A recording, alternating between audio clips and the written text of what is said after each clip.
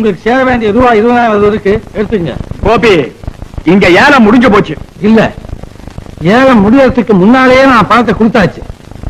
ஏயா, அந்த நேரத்துல ஏலத்தில் எடுத்தாச்சு. இப்ப அந்த நிலை என்ன சேர்ந்தது? சேரும் துறை சேரும்.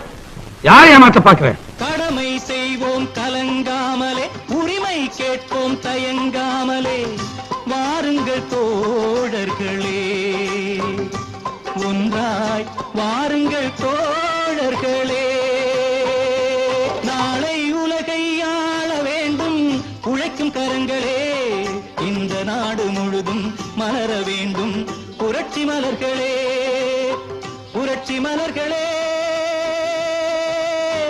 உழைக்கும் கரங்களே.